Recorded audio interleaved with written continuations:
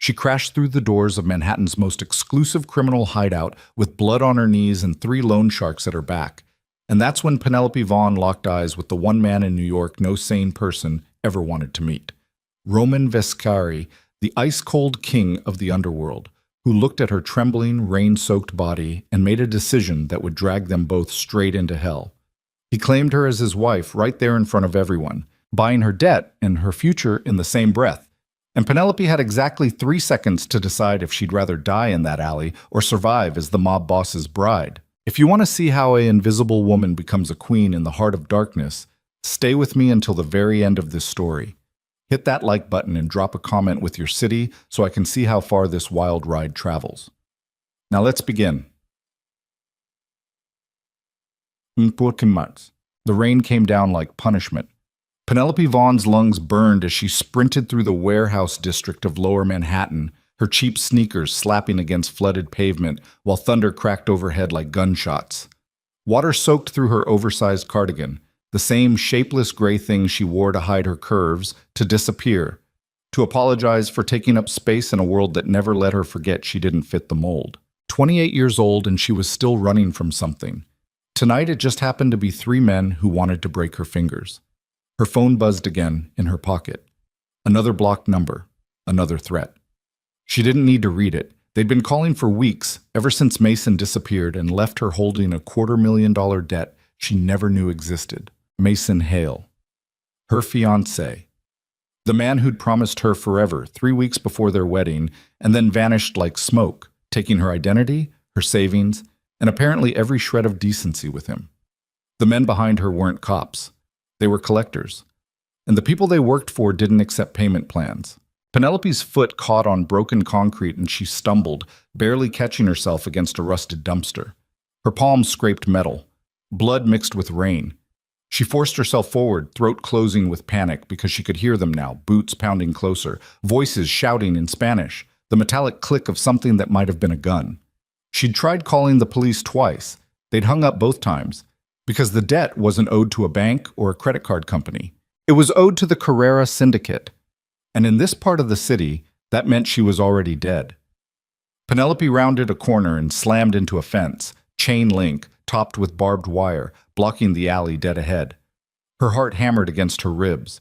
She spun, searching for another exit, but the warehouse walls closed in on both sides like a trap. Behind her, footsteps slowed. They knew they had her. "Nowhere to run, Gordita," one of them called out, his voice lazy with amusement. "You gonna make this easy, or you want us to have some fun first?" Penelope pressed her back against the fence, rain streaming down her face, mixing with tears she refused to let fall. Her whole body shook, not just from cold, but from the bone-deep exhaustion of spending her entire life trying to be small enough, quiet enough, good enough to avoid moments exactly like this. It hadn't worked. The 3 men emerged from the shadows. 2 stocky, 1 tall and wiry, all of them wearing the kind of casual menace that came from years of hurting people for money. The tall one rolled his shoulders, cracking his neck like he was warming up for a workout. "You know what happens when people don't pay Vicente Carrera?" he asked, pulling a knife from his belt. The blade caught the dim glow of a flickering streetlight. "They disappear, piece by piece." "I didn't borrow the money," Penelope forced out, hating how her voice cracked. "Mason, my fiancé, he—" "Don't care," the stocky one on the left interrupted. "Debt's in your name. That makes it your problem." "I can pay you back," she said desperately, even though she had maybe $800 to her name and an eviction notice taped to her apartment door. "I just need time. I'll get another job. Time's up, sweetheart." They moved toward her. Penelope screamed. She didn't know what she expected. Maybe someone would hear, maybe a miracle would happen, maybe the universe would finally stop punishing her for existing. But the only thing that responded was the echo of her own terror bouncing off brick walls. Then she saw the door. 20 feet to her right, almost invisible in the rain, a heavy black door with no handle, just a brass plate and a security camera aimed at the alley. Behind it, muffled music and golden light leaked through the cracks. She didn't think. She ran. Her shoulder slammed into the door and it gave way, sending her stumbling into warmth and cigar smoke and the immediate silence of 50 pairs of eyes turning toward the soaking wet girl who just crashed their private party. Penelope's vision adjusted slowly. The room was all dark wood paneling and leather furniture, chandeliers dripping with crystal, walls lined with expensive bottles of whiskey that probably cost more than her entire year's rent. Men in tailored suits sat in clusters, cigars burning between their fingers, cards spread across tables, guns visible in shoulder holsters like accessories. This wasn't a bar. This was a fortress, and she'd just broken into it like a rabbit stumbling into a wolf den. "Help me," Penelope gasped, rain dripping onto polished marble floors. "Please, there are men. They're trying to—" The door slammed open behind her. The three collectors burst through, and the temperature in the room dropped 20 degrees. "Sorry for the interruption, caballeros," the tall one said, his eyes locked on Penelope. "Just here to collect some trash." Nobody moved. One of the suited men at the nearest table slowly set down his whiskey glass. His face was all hard angles and old scars, the kind earned in prison yards and back alley wars. "You bring Carrera business into the Vescari lounge?" he asked quietly. The collectors froze. Even Penelope felt the shift. The way the air itself seemed to recoil from whatever name had just been spoken. "Didn't know she'd run in here," the tall collector said, and for the first time his confidence cracked. "We'll take her outside, no problem, no disrespect." "Too late." The voice came from the back of the room. It wasn't loud. It didn't need to be. Every person in that space turned toward a private section separated by frosted glass panels where shadows moved behind the barrier like ghosts. A door opened. Guards stepped aside. And Roman Vescari walked into the light. Penelope's breath caught. He looked like something carved from ice and violence. Tall, broad-shouldered, moving with the kind of controlled grace that came from absolute certainty that he was the most dangerous thing in any room he entered. His suit was charcoal gray, perfectly tailored, probably cost more than most people's cars. Dark hair swept back, jawline sharp enough to cut glass, and eyes the cold blue of a winter sky before a storm. But it was the way he looked at her that made Penelope's pulse stutter. Not with disgust, not with pity, with interest. Roman stopped 3 feet away, studying her like she was a puzzle he hadn't expected to find. His gaze traveled over her rain-soaked clothes, her trembling hands, the bruises already forming on her forearms where the collectors had grabbed her earlier. Then he looked at the 3 men who'd chased her inside. "Carrera sent you?" Roman asked. "She owes $250, the tall one said quickly. "Her old man stole it. We're just doing our job." "Your job," Roman repeated slowly, "is to chase terrified women through my district and drag them into my establishment covered in blood?" She ran. "I wasn't asking a question." Silence crashed down like a blade. Roman turned back to Penelope, and she realized with a jolt that he was waiting for her to speak. Nobody else in this room would have given her that chance. "I didn't steal anything," she said, hating how small her voice sounded. "My ex-fiancé, he took out loans in my name. I didn't know. He disappeared 3 weeks ago, and I've been trying to figure out how to pay it back, but I don't have—" "Mason Hale," Roman said. Penelope's heart stopped. "You know him?" "I know he stole more than money from you." Roman's expression didn't change, but something flickered behind his eyes. Calculation, recognition, the gears of a plan falling into place. "He stole something from me too." Before Penelope could ask what that meant, Roman gestured to one of his guards. The man disappeared into a back office and returned seconds later with a leather-bound ledger, which he placed on the table beside Roman's untouched whiskey. Roman opened it, ran his finger down a page, closed it again. "Vicente Carrera is owed $250,000, he said to the room, his voice carrying the weight of a verdict. "I'll pay the debt in full by tomorrow morning. Wire transfer. Consider it settled." The collectors stared at him like he'd just spoken a foreign language. "You're buying her debt?" the stocky one asked carefully. "No," Roman said. He turned to Penelope, and the world seemed to tilt sideways. "I'm buying her." Penelope's knees almost gave out. "What?" Roman's eyes never left hers as he continued speaking to the collectors. "Tell Vicente that Penelope Vaughn is no longer his concern. She belongs to the Vescari family now, and in 3 weeks she's going to be my wife." The room erupted. Not in violence, nobody was stupid enough to challenge Roman Vescari in his own territory, but in shock, in whispered Italian and rapid-fire Spanish. in the kind of stunned disbelief that came from watching something impossible happen in real time. Penelope couldn't breathe. I don't understand, she stammered. Roman finally looked away from her, dismissing the collectors with a single glance. Get out. Tell your boss the debt is cleared, and if he has a problem with the arrangement, he can bring it to me personally. The three men left so fast they practically tripped over each other. The door slammed shut. And suddenly Penelope was alone in a room full of armed criminals with a man who'd just claimed her like property. I didn't agree to this, she said, her voice shaking. You can't just… Sit down, Roman interrupted, not unkindly. He gestured to the leather chair across from him. You're in shock. You need water. Then we'll talk. I don't want to sit down. I want to know what the hell you think you're doing. For the first time, something almost like amusement crossed Roman's face. You ran into my lounge covered in blood and begging for help. I helped. Now you're upset about the terms? You didn't help me, Penelope shot back, anger cutting through her fear. You bought me like I'm a car or a piece of furniture. I saved your life, Roman said flatly.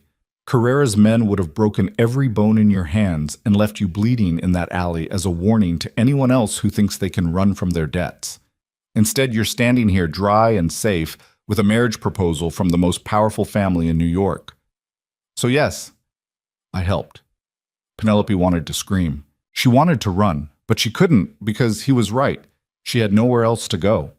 And the worst part was the way Roman looked at her, like he'd already decided she was worth the investment, like he saw something in her that nobody else ever had. It terrified her. I don't understand why you do this, she said quietly. You don't know me. I'm nobody. You're not nobody. Roman leaned back in his chair, swirling the whiskey in his glass. You're the ex-fiancé of a man who stole a very valuable ledger from my organization 3 months ago. A ledger containing names, transactions, and connections that could destroy half the syndicate if it fell into the wrong hands. Penelope's blood went cold. Mason stole from you? Among others. Roman's gaze sharpened.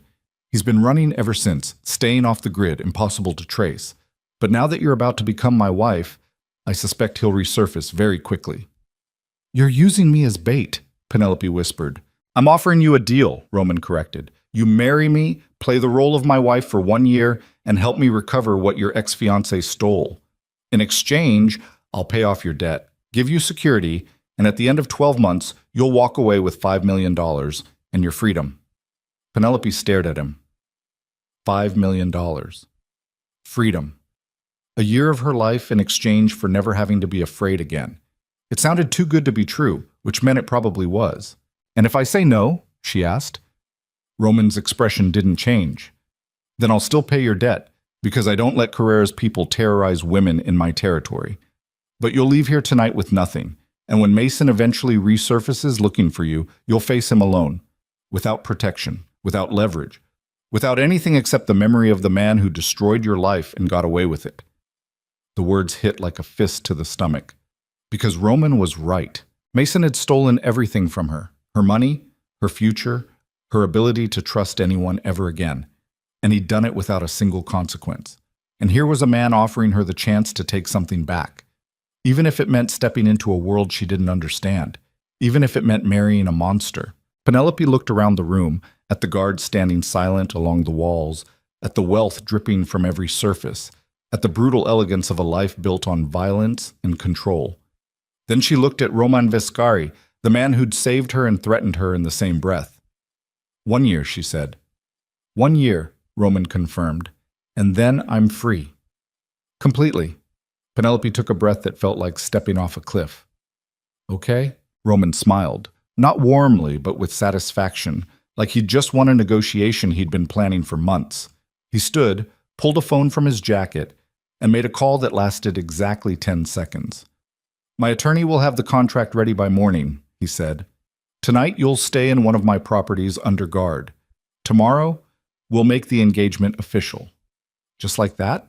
Penelope asked, still reeling. Just like that. Roman moved toward the door, his guards falling into formation around him like a small army. But before he left, he paused and looked back at her with those cold, unreadable eyes. One more thing, Penelope. What? The people in my world don't tolerate weakness. If you're going to survive the next 12 months as my wife, you'll need to stop apologizing for existing. Stop hiding. Stop shrinking yourself to make other people comfortable. Penelope's throat tightened. That's easy for you to say. No, Roman said quietly. It's not. But you'll learn. He left, and Penelope stood alone in the empty lounge, rain still dripping from her hair, wondering what the hell she'd just agreed to. Ugh. Penelope didn't sleep that night. Roman's people drove her to a penthouse in Tribeca that looked like it belonged in an architecture magazine, floor-to-ceiling windows overlooking the city, furniture that cost more than her childhood home, a bathroom with heated floors, and a shower big enough for 4 people. 2 guards stood outside the door. She was a prisoner in a palace. At 6 a.m., someone knocked. Penelope opened the door to find a woman in her 40s with sharp eyes and a leather portfolio tucked under one arm. I'm Caroline Ortiz, the woman said, Roman's attorney. We need to go over the contract. They sat at the kitchen island while Caroline spread paperwork across the marble countertop, pages and pages of legal language that made Penelope's head spin. Standard terms, Caroline explained. You'll live with Roman, attend public events as his wife, and maintain the appearance of a legitimate marriage.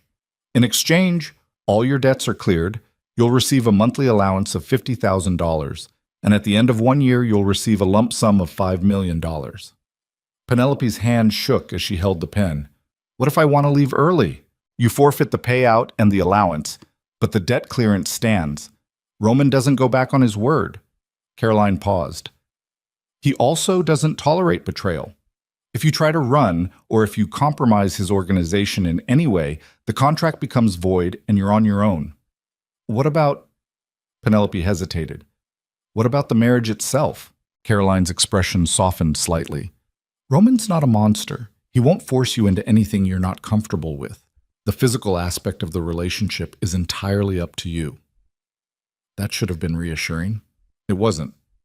Because part of Penelope, the part she didn't want to acknowledge, had spent the entire night replaying the moment Roman looked at her like she was worth something.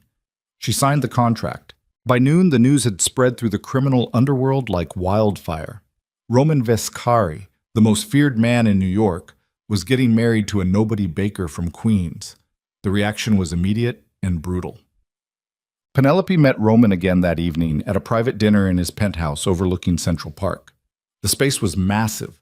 Dark wood, leather furniture, walls lined with books and expensive art, floor-to-ceiling windows that turned the Manhattan skyline into a glowing canvas. Roman stood at the bar pouring 2 glasses of wine, dressed in a black suit that probably cost more than her entire year's wardrobe. You look better, he said without turning around. Penelope glanced down at herself, still wearing yesterday's clothes, still looking like a drowned rat compared to the polished perfection of his world. I look like I spent the night having a panic attack, she said flatly. Roman handed her a glass. That's normal. The first 48 hours are always the hardest. You say that like you've done this before. I haven't. Roman's gaze held hers. But I've seen what happens when people get pulled into this life unprepared. Most of them don't survive. That's comforting. I'm not here to comfort you. I'm here to prepare you. He gestured toward the dining table where a 3-course meal had been laid out with military precision. Penelope sat, feeling completely out of place, while Roman took the seat across from her like this was a perfectly normal Wednesday. Tomorrow night, he said, cutting into his steak, we're attending a dinner with the 5 families. It's a monthly meeting where the major players discuss territory, business, and politics. I'm introducing you as my fiancé. Penelope's fork clattered against her plate. Tomorrow? I don't even know what to say to... You don't say anything, Roman interrupted. You sit beside me, you smile when appropriate, and you let them see that you belong to me. That's all. I don't belong to anyone. In that room, you do. Roman's expression didn't soften. I know you hate this. I know it feels like I've turned you into property, but that's how this world works, Penelope. Power is about perception. If they see you as weak, they'll use you to get to me. If they see you as mine, they won't touch you. Penelope wanted to argue, but she couldn't because everything he said made a sick kind of sense. What if Mason shows up? She asked quietly. He won't. Not yet. Roman leaned back in his chair.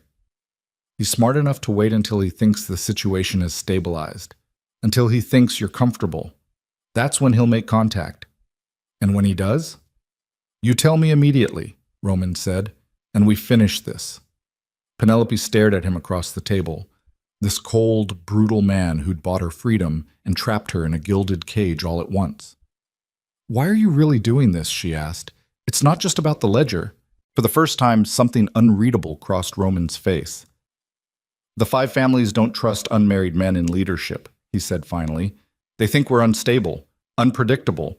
The commission is preparing to appoint a new council member, and if I want that seat, I need to show stability, a wife, a future. So I'm a prop, Penelope said bitterly. You're an investment, Roman corrected. And if you play this right, you'll walk away with more money and power than most people see in a lifetime. He wasn't wrong, but it still felt like selling her soul. The next night, Penelope stood in front of a floor-length mirror while a team of stylists transformed her into someone she didn't recognize. They dressed her in a navy blue gown that hugged every curve she'd spent years trying to hide, styled her hair into soft waves, painted her face with makeup that made her eyes look huge and her lips look dangerous. She looked beautiful, and she hated it, because beauty had never protected her before. It had only made the mockery sharper, the rejection more personal. Roman appeared in the doorway, and Penelope watched his reflection in the mirror as his gaze traveled over her. You're going to be fine, he said quietly. You don't know that. I do. Roman stepped closer, close enough that she could smell his cologne, cedar, and smoke, and something darker. Because you survived worse than a dinner party, Penelope. You survived being hunted through the streets by men who wanted to hurt you, and you didn't break. You ran into a room full of criminals and demanded help instead of collapsing. That takes more strength than most people in that dining room will ever have. Penelope's throat tightened. Nobody had ever spoken to her like that before, like she was strong. Thank you, she whispered. Roman nodded once, then offered his arm. Let's go. The dinner took place in a private estate in Westchester, an old mansion with ivy-covered walls and armed guards stationed at every entrance. Inside, the dining room looked like something out of a Gothic novel. Long table, candelabras, portraits of dead men staring down from the walls. And seated around that table were the most dangerous people in New York. Roman introduced her to each one, cold handshakes, calculating stares, polite smiles that didn't reach anyone's eyes. Penelope sat beside Roman, hands folded in her lap, trying not to shake as conversation swirled around her in English, Italian, and Russian. Then someone at the far end of the table spoke up. So, Roman, the man said, his accent thick and mocking, where'd you find this one? The bakery aisle at Costco? Laughter rippled around the table. Penelope's face burned. But before she could react, Roman's hand closed over hers beneath the table, firm, grounding, possessive. Careful, Victor, Roman said softly, his voice like ice. That's my future wife you're insulting. The laughter died. Victor's smile faltered. I meant no disrespect. Then show some respect, Roman interrupted, or find somewhere else to eat. Silence crashed down, and in that moment, Penelope realized something terrifying. Roman wasn't protecting her because of the contract. He was protecting her because he decided she was his. And nobody insulted what belonged to Roman Vescari. The rest of the dinner passed without incident, but Penelope felt every stare, every whispered comment, every raised eyebrow like a knife against her skin. She was the outsider, the imposter, the fat girl who somehow tricked her way into a throne. By the time they left, Penelope's hands were shaking so hard she could barely hold her clutch. Roman said nothing until they were back in the car, the city lights blurring past the windows. You did well, he said. Penelope laughed bitterly. I sat there like a piece of furniture while everyone judged me. And you didn't run, Roman pointed out. You didn't apologize. You didn't shrink. That's a victory. It doesn't feel like one. Roman turned to look at her, his expression unreadable in the dim light. It never does. Not at first. When they arrived back at the penthouse, Penelope went straight to the guest room, her room for now, and collapsed onto the bed, still wearing the expensive gown. She stared at the ceiling and wondered how long she could survive in a world where everything about her was wrong. Eek. 3 days later, Mason made contact. Penelope was alone in the penthouse kitchen, trying to figure out how to use the espresso machine when her phone buzzed with a text from an unknown number. "Miss me, Pen?" Her blood turned to ice. She knew that tone, the casual arrogance, the fake affection masking cruelty. Another message followed. "Heard you traded up. Roman Viscari, huh? Guess you finally found someone desperate enough." Penelope's hand shook as she typed back. "Stay away from me. Can't do that, babe. We need to talk. Meet me tonight. Pier 47, midnight. Come alone, or I disappear forever, and you never get answers." She should have told Roman immediately. That was the deal. But something stopped her. Maybe the need to face Mason herself, to prove she wasn't the same terrified girl he'd left behind. Maybe just stupidity. At 11:45 p.m., Penelope slipped past the guards and took a cab to the docks. The pier was abandoned, waves slapping against rotting wood, fog rolling in from the harbor like a living thing. And standing at the end of the pier, backlit by a single flickering streetlight, was Mason Hale. He looked different, thinner, older, haunted by something that hadn't been there before.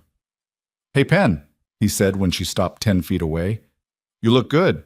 Marriage agrees with you." "What do you want, Mason?" "Straight to business. I like it." He smiled, but it didn't reach his eyes. "I want what I'm owed." "You're not owed anything," Penelope said coldly. "You stole from me. You destroyed my life." "And now you're living in a penthouse with a mobster," Mason shot back. "Seems like things worked out pretty well for you." "Why did you do it?" The question tore out of her before she could stop it. "We were supposed to get married. I loved you." Mason's expression flickered, guilt maybe, or just annoyance. "Because I needed the money, and you were convenient. It wasn't personal." The words hit like a slap. "Not personal?" Penelope repeated, her voice shaking. "You used my name to borrow money from criminals. You left me with a $250,000 debt. You disappeared without a single word." "Yeah, well, shit happens," Mason shrugged. "Look, I'm not here to rehash old drama. I need you to do something for me." "I'm not doing anything for you." "You will if you want me to give Roman his ledger back," Mason said. "I've got it hidden somewhere safe, but I need something in return." "What?" "Money," Mason said simply. $10 million, wired to an offshore account. You get it from Roman, tell him it's for charity or shopping or whatever rich mob wives spend money on, and we make the exchange. Everybody wins. Penelope stared at him in disbelief. "You think I'm going to steal from Roman Viscari?" "I think you're going to do whatever it takes to keep your new life intact," Mason said. "Because if Roman finds out you came here tonight without telling him, he's going to realize you're not the loyal little wife he thought he bought. And then what happens to your fancy contract?" The threat hung in the air like poison. 2 weeks, Mason continued. "Get me the money, and I'll give Roman his ledger. Refuse, and I'll make sure everyone knows you've been lying to him from the start." Before Penelope could respond, headlights cut through the fog. Mason's face went white. "Shit," he muttered, already backing away. "You brought him?" "I didn't—" But Mason was already running, disappearing into the shadows as a black SUV pulled onto the pier. The door opened, Roman stepped out. And from the look on his face, Penelope knew she'd just made the biggest mistake of her life. Roman didn't say a word as he walked toward her. Penelope's entire body locked up, every muscle, every breath, every survival instinct screaming at her to run, even though there was nowhere left to go. The fog rolled across the pier in thick waves, turning the streetlights into blurred halos, and Roman moved through it like something inevitable, like death in a tailored suit. He stopped 3 feet away, close enough that she could see the muscle ticking in his jaw, close enough to see the cold fury burning behind those ice-blue eyes. "Get in the car," he said quietly. "Roman, I can explain. Get in the car." Penelope's legs moved before her brain caught up, carrying her past him toward the SUV where 2 of his guards stood with expressions carved from stone. She climbed into the back seat, her hands shaking so badly she could barely grip the door handle. Roman slid in beside her. The door slammed shut. The driver pulled away from the pier without a word, and the silence inside that vehicle felt like something alive. Thick and suffocating, pressing against Penelope's chest until she thought her ribs might crack. She opened her mouth to speak. "Don't!" Roman said, still staring straight ahead. Not yet. So Penelope sat there in her jeans and hoodie, the same shapeless clothes she'd worn to sneak out, and watched the city blur past the tinted windows while her pulse hammered in her throat. They didn't go back to the penthouse. Instead, the SUV turned into an underground parking garage beneath a building Penelope didn't recognize, descending level after level until they reached a section blocked off by heavy security doors. Roman's guards opened them without question. The car stopped. Roman got out. Penelope followed, because what else was she supposed to do? They walked through a corridor lined with concrete and exposed pipes. Industrial, cold, the kind of place where screams wouldn't travel. Penelope's imagination ran wild with every step, picturing all the ways this could end badly. Roman pushed open a steel door. Inside was an office, sparse, functional, just a desk and 2 chairs, and a wall of security monitors showing camera feeds from across the city. Sit, Roman said. Penelope sat. Roman paced for a moment, his hands flexed at his sides like he was physically restraining himself from doing something violent. Then he stopped, turned, and looked at her with an expression that made her stomach drop. You signed a contract, he said, his voice dangerously calm. Do you remember what it said? Yes. Then tell me. Penelope swallowed hard. That I would live with you, attend events as your wife, and help you find Mason in exchange for protection and payment. And what else? Her throat closed. That if I compromised your organization in any way, the contract would be void. Right. Roman braced both hands on the desk and leaned forward, his face inches from hers. So explain to me why the hell you went to meet your ex-fiancé in the middle of the night without telling me. He contacted me, Penelope said quickly. He sent me a text and said he'd disappear forever if I didn't meet him alone. And you believed him? I wanted answers. You wanted to play hero, Roman snapped. You thought you could handle Mason yourself, prove you didn't need protection, and instead you walked straight into a trap. It wasn't a trap. He threatened you, Roman interrupted. I heard the whole conversation. We've had your phone tapped since the day you signed the contract. Penelope's blood went cold. You've been listening to my calls? Every single one. Roman's expression didn't change. Did you really think I'd let you wander around this city unsupervised? You're bait, Penelope. That was always the plan. But bait only works when it's controlled. The words hit like a slap. So what am I then? Penelope asked bitterly. A prisoner? A puppet? You're my wife, Roman said flatly, or you will be in 2 weeks. And that means your safety is my responsibility whether you like it or not. I didn't ask for your protection. You ran into my lounge covered in blood and begging for help, Roman shot back. That's exactly what you asked for. Penelope wanted to argue, but the truth sat heavy in her chest like a stone. He was right. She'd made a choice that night, and now she was living with the consequences. What did Mason want? Roman asked, his tone shifting slightly, still cold, but no longer furious. Money, Penelope admitted. $10 million. He said he'd trade it for the ledger. Roman's jaw tightened. And you were going to tell me this when? I don't know, Penelope said honestly. I panicked. He said if I told you about the meeting, he'd make sure you knew I'd been lying, and then I'd void the contract and you'd lose everything, Roman finished. So instead you decided to risk getting yourself killed. I wasn't going to die on a pier, No, Roman agreed. You were going to get taken, held hostage, used as leverage to force me into a deal that would have destroyed everything I've built. The certainty in his voice made Penelope's skin crawl. How do you know? She asked quietly. Because that's what I would do. Roman straightened, running a hand through his hair. Mason's not stupid. He knows he can't just walk up to me and demand money, but if he had you, if he could prove I cared enough to pay a ransom, that's worth more than $10 million. That's power. Penelope's hands curled into fists in her lap. So what happens now? Roman stared at her for a long moment. Then he pulled out his phone and made a call. Bring him in, he said. 5 minutes later, the door opened and 2 guards dragged someone into the room. A man in his 30s, bruised and bleeding, zip-tied to a chair with duct tape over his mouth. Penelope's heart stopped. It wasn't Mason, but she recognized him anyway. One of the collectors from the night she'd run into Roman's lounge. The stocky one who'd grabbed her arm hard enough to leave bruises.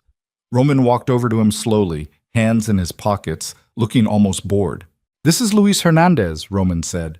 "He works for Vicente Carrera. And about 6 hours ago, he tried to sell information about you to a Russian buyer for $50,000. Penelope's stomach lurched.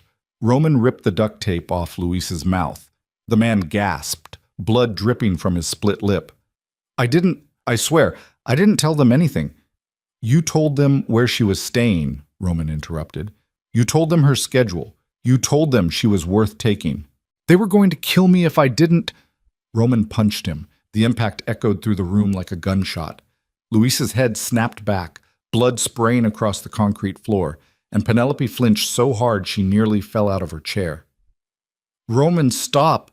"This is what happens when people betray me," Roman said without looking at her.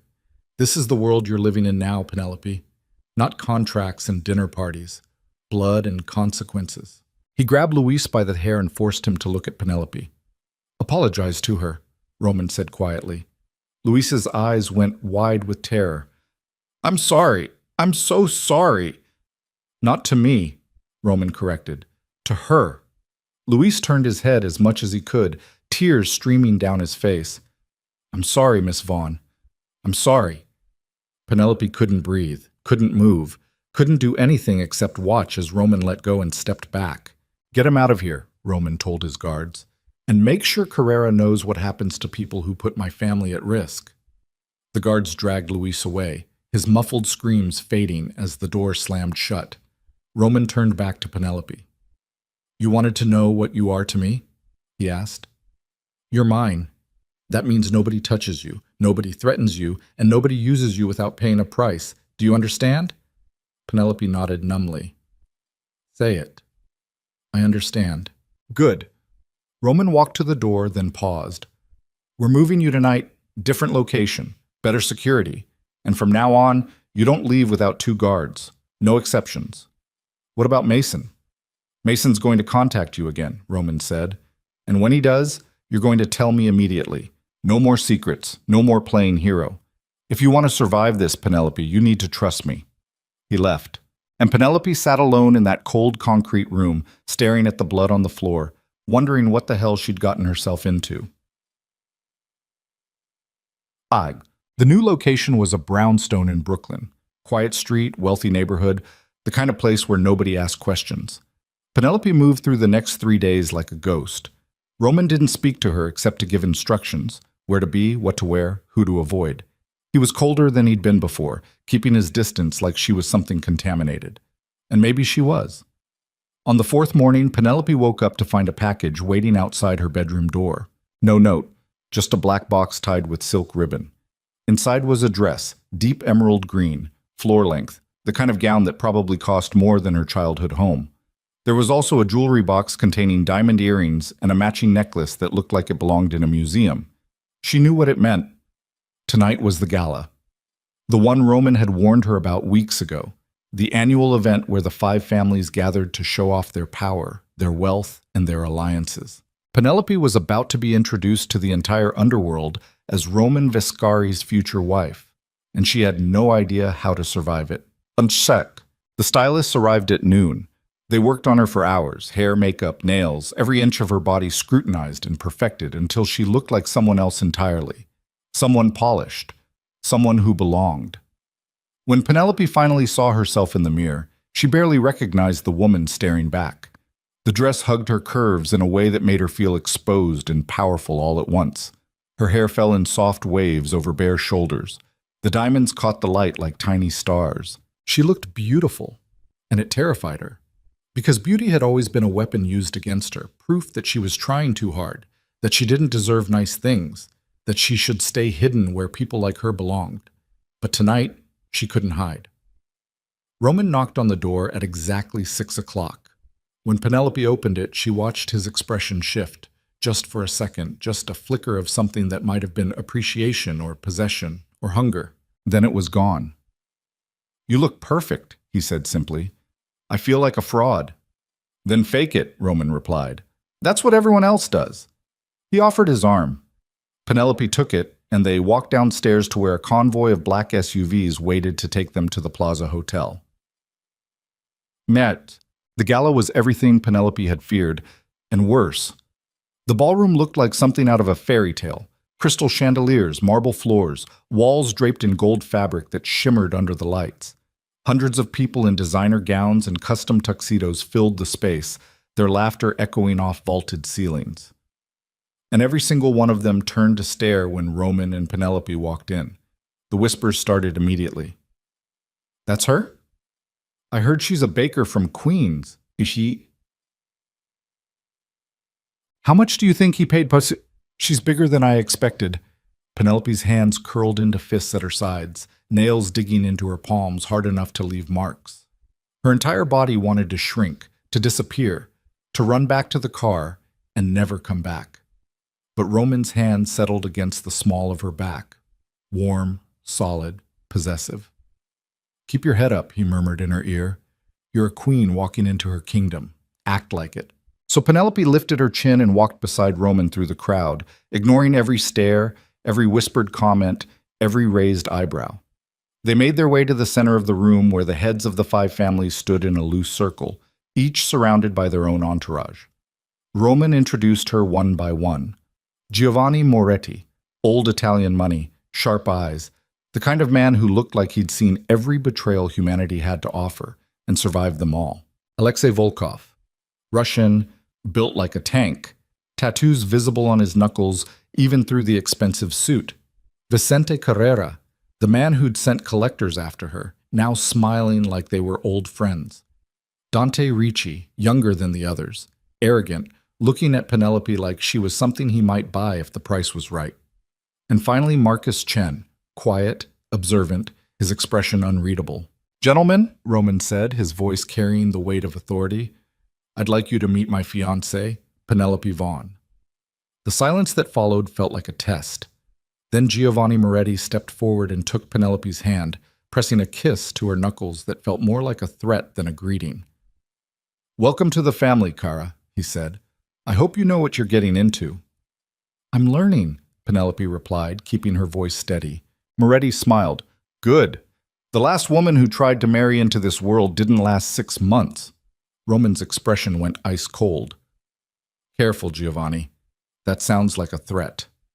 Not a threat, Moretti said easily. Just history. The tension between them crackled like lightning. Before anyone could respond, Alexei Volkov laughed, a booming sound that cut through the standoff. Leave the girl alone, old man, he said, slapping Roman on the shoulder hard enough to make most men stumble. She's got fire in her eyes. I like that. Me too, Dante Ricci added, his gaze traveling over Penelope in a way that made her skin crawl. Tell me, Roman, where exactly did you find this one? That's none of your concern, Roman said flatly. Come on, don't be so protective, Dante pressed. We're all friends here. I just want to know if there are more where she came from. Penelope felt Roman's hand tighten against her back. A warning, a promise, a barely restrained threat. Touch her, Roman said quietly, and I'll break every bone in your hand before you hit the floor. The laughter died. Dante's smile faltered. And in that moment, everyone in that circle understood exactly what Penelope meant to Roman Viscari. She wasn't just a contract, she was his. The rest of the evening passed in a blur of forced conversations and thinly veiled insults. Penelope smiled until her face hurt, nodded at the right moments, and tried not to flinch every time someone's gaze lingered too long on her body. By 10 o'clock, she was exhausted. Roman must have sensed it because he leaned down and whispered, We're leaving in 5 minutes. Can you hold on? Penelope nodded. They made their way toward the exit, Roman's guards forming a loose perimeter around them as they moved through the crowd. That's when Penelope saw him. Standing near the coat check, half hidden behind a marble column, wearing a waiter's uniform that didn't quite fit. Mason. Their eyes met across the ballroom, and Mason smiled, slow, cruel, triumphant. Then he turned and disappeared into the service hallway. Penelope's heart stopped. Roman, she said urgently, grabbing his arm. Mason's here. Roman's expression went lethal. Where? Service hallway, east side. Roman signaled to his guards and they moved immediately, 4 men breaking away from the group and heading toward the hallway, while Roman kept Penelope close to his side. Stay with me, he ordered. But Penelope couldn't, because this was her fault. Mason was here because of her, because she'd been stupid enough to meet him at the pier, because she'd given him the opening he needed to slip into Roman's world. She broke away from Roman's grip and ran. Penelope! She didn't stop, didn't look back, just pushed through the crowd and into the service hallway, following the emergency exit signs deeper into the maze of corridors behind the ballroom. The hallway was empty. White walls, fluorescent lights, the smell of cleaning supplies and old carpet. Penelope's heels clicked against linoleum as she rounded a corner and nearly collided with someone stepping out of a storage closet. Mason. Up close, he looked worse than he had at the pier, thinner, more desperate, his eyes bloodshot like he hadn't slept in days. "Hey, Pen," he said. "Miss me?" "What are you doing here?" Penelope demanded, her voice shaking. "You can't just walk into a fancy party and pretend to be staff?" Mason shrugged. "It's easier than you'd think. People don't look at waiters." "Roman's going to kill you." "Only if he catches me." Mason pulled something from his pocket, a USB drive, small and black. "This is what your husband wants. Every name, every transaction, every dirty secret his organization's been hiding for the last 10 years. Penelope stared at it. "So give it to him." "Not without payment." "He's not going to pay you," Penelope said. "Not after you threaten me.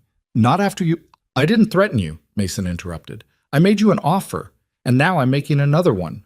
He stepped closer, close enough that Penelope could smell whiskey on his breath. "Get me the money," he said.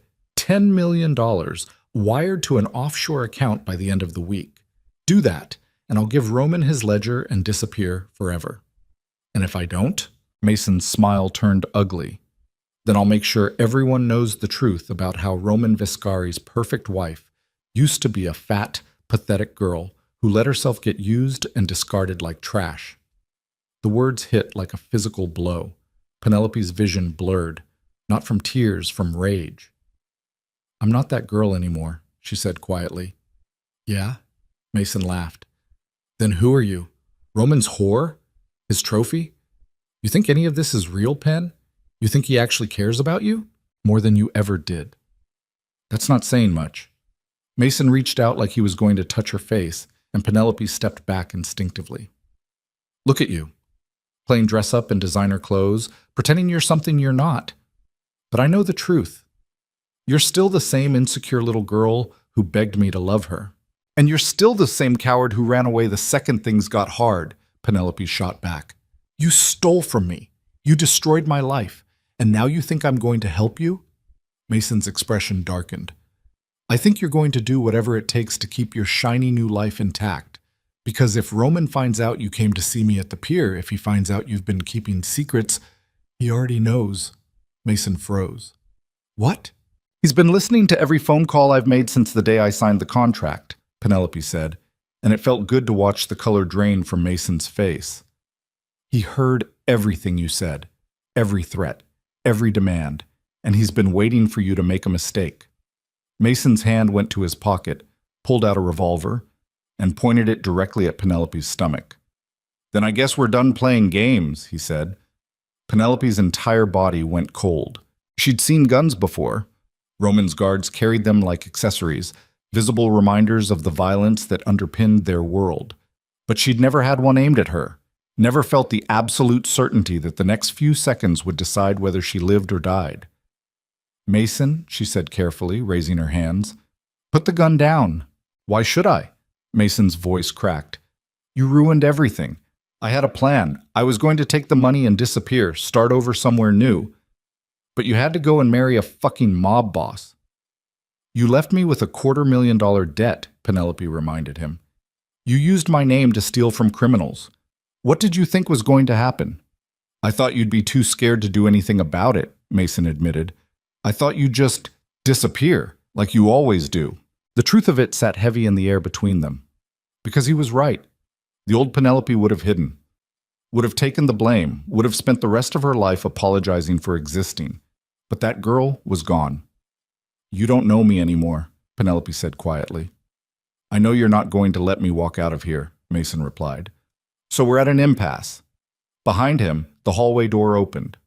Roman stepped through, moving with the kind of calm that came before extreme violence. He wasn't alone. 4 guards flanked him, all armed, all focused on Mason like wolves waiting for the signal to attack. "Lower the weapon," Roman said, his voice soft and deadly, "or I'll bury you where no one will ever find the body." Mason's hand shook. The gun wavered. For a moment, Penelope thought he might actually do it, might pull the trigger and end everything right there in a hotel service hallway. Then Mason's knees buckled. He dropped the gun, collapsed against the wall, sobbing like a child. "Please," he begged. "Please, I'll give you the ledger. I'll tell you everything. Just don't—" Roman picked up the gun with casual efficiency, checked the chamber, and handed it to one of his guards. Then he walked over to Mason and crouched down until they were eye level. "You pointed a weapon at my wife," Roman said quietly. "Do you understand what that means?" Mason nodded frantically. Roman stood and punched him so hard Penelope heard bones crack. Mason's head snapped back against the wall, blood exploding from his nose and mouth, his body going limp like a puppet with cut strings. Roman shook out his hand, flexing his fingers, then turned to his guards. "Take him to the industrial district," he said. "Warehouse 7. And make sure Vicente Carrera knows we have something that belongs to him." The guards moved immediately, hauling Mason's unconscious body between them and dragging him toward the service exit. Roman turned to Penelope. She was shaking. Hands, legs, everything trembling like she'd been dropped into ice water. "Are you hurt?" Roman asked, his voice shifting from lethal to something almost gentle. Penelope shook her head. "Did he touch you?" "No." Roman stepped closer, his hand settling on her shoulders, grounding her. "Look at me." Penelope forced herself to meet his eyes. "This is the last time Mason Hale threatens you," Roman said. "Do you understand? He's gone. Finished. Whatever hold he had over you is over." "What are you going to do to him?" Penelope whispered. Roman's expression didn't change. "What I should have done the moment he stole from me." "You're going to kill him." "No," Roman said. "I'm going to give him to the people he stole from, and they're going to kill him.